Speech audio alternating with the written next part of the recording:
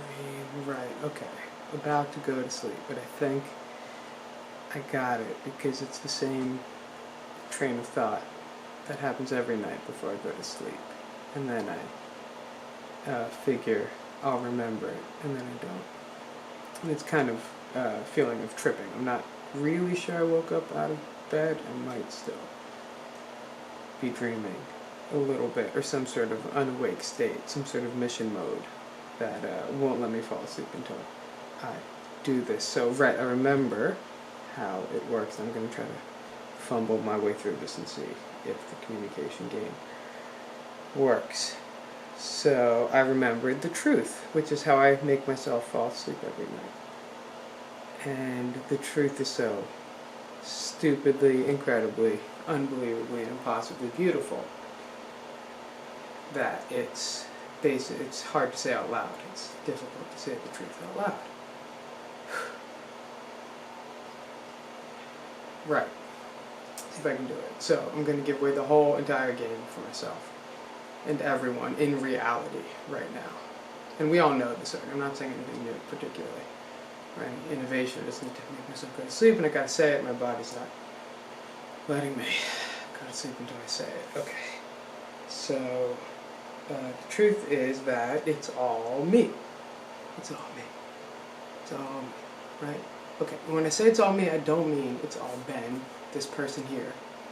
But it is all me, and that it's all just consciousness. It's all me.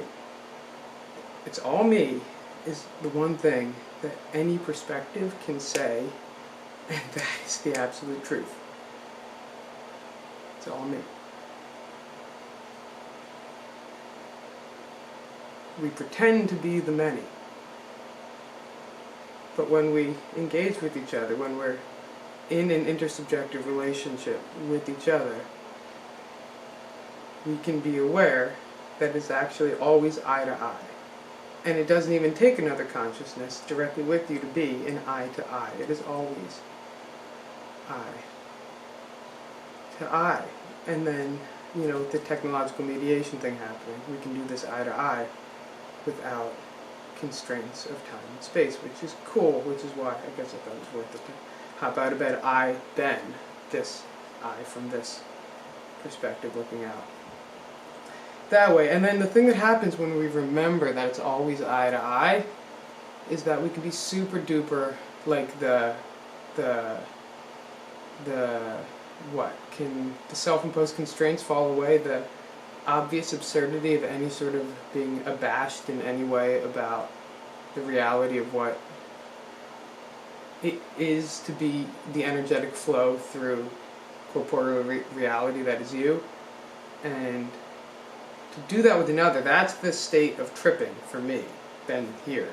When I, from in meditative states, or more specifically psychedelic states, that's the big revelation. It's like, and it just brings me out of what Ben is and puts me through the impossibly beautiful reality that I have in imagination, that I can escape only in my imagination, the eye that is locked inside of the sensory being that is Ben. See, it's not, it could be said in like 3 sentences, is the truth.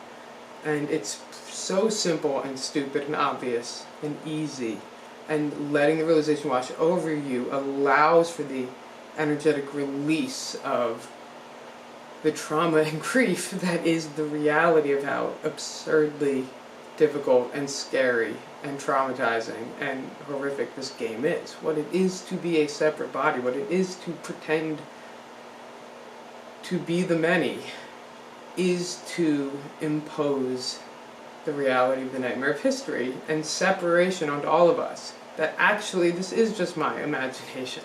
In real reality, I'm not dreaming. I'm making a video that I'm going to put on the internet and you're going to watch, and you're not dreaming either. You're right here, listening to this train of thought, following it, yeah? Right? Where was I going with that? It's a hard train of thought to hold on to. I'll get it back. Right. I'm actually alone. Totally and utterly alone. In a body. Alone, alone, alone. Gotta figure this game out all by my goddamn self, but thank goodness for the realities of love and faith and trust and remembering, ability to remember the I that is, and to accept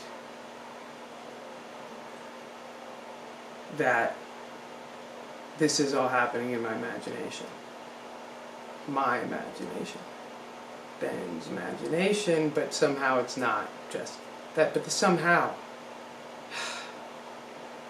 It depends on the frame of reference. If I'm me, Ben, because I'm on a camera talking to you, wherever you are, friend, stranger, interested, disinterested, third party, like that's the reality. That is reality. And yet, from the I in the psychedelic state, in the meditative state, in the intersubjective state, in the state that's actually connected to the eyes, that allows the eye to feel the way the eye, it's hard to make happen. And it's nice that I'm not tripping right now. I was just trying to fall asleep. And there's a little bit of weed and tobacco in my system. A spliff before I went to sleep. That's it. It's not a lot. But the thought process, like the going to sleep process.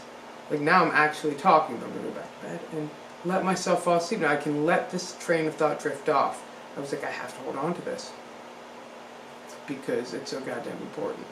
And it takes you home to this just profound space of allowing for grief and trauma, because the I is so...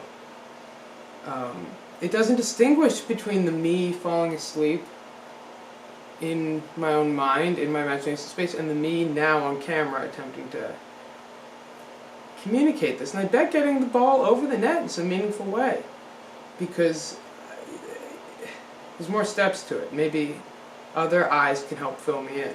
So when you realize that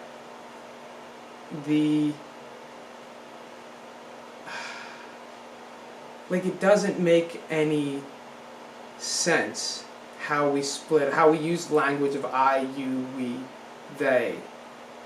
What does it make sense? It makes sense from a functional perspective in time. I'm losing the train. That's alright. It's alright. I'd like to sum it up. I would like to put it into a bow. And I'm going to try to do that, and if I fail, I think that's an interesting fact, because it was like, it's drifting off, remembering all the magical truths of the I who can be alone in self and imagination and expressed and exposed to the world, and those spaces are actually to the I from this internal, from the embodied perspective. Those two spaces have to be the same. It can't actually distinguish or differentiate. Like, you can't, because you've dreamt and you didn't know you were dreaming when you were dreaming, you can't know for sure that you're not dreaming right now. And as I say this to the you on the other side of the camera, I know that I, Ben, am only saying it to me, Benjamin, really. That's the only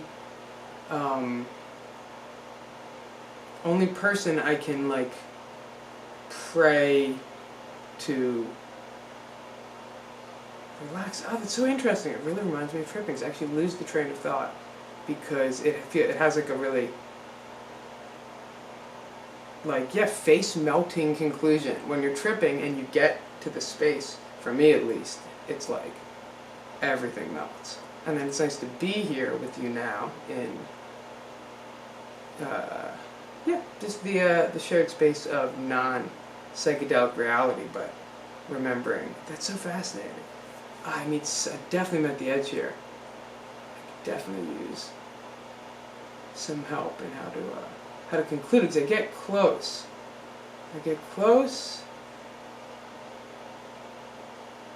And there's a way. And I guess I'm coming from a couple different perspectives. But mostly, there's some absurd, sum up this way. It seems like there's some,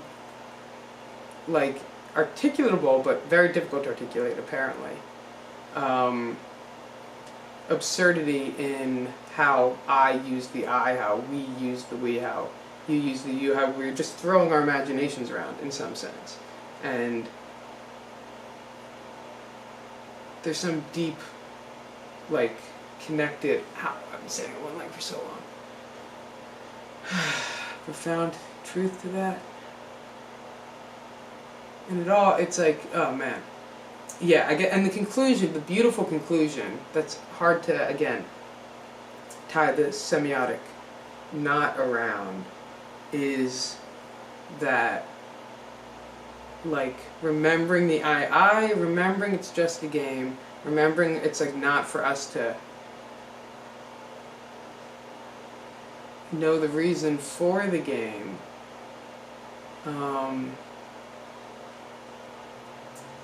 And it allows us to look at the nightmare of history in a way that cannot be happening in the shame or blame space, because it is I together with I, grieving, releasing energy, something. It gets tricky, it gets back to me. Anyway, with that inconclusive, almost failed experiment of the late night. Now you know what's going to happen. Oh, this is beautiful. This is so helpful to say out loud. Because if I didn't, I would probably want to get up again. It would be harder to go to sleep. We'll see. As I go to sleep, there still might be things that felt like they should have come out, but didn't. Oh, so obvious, you should have said it this way. That kind of energy. So let me release that, release myself into sleep, and give myself a huge amount of love and blessing for trying. So I can give Ben all of this gratitude and love for his efforts and his ability to stand outside of himself and see the real truth. Much love.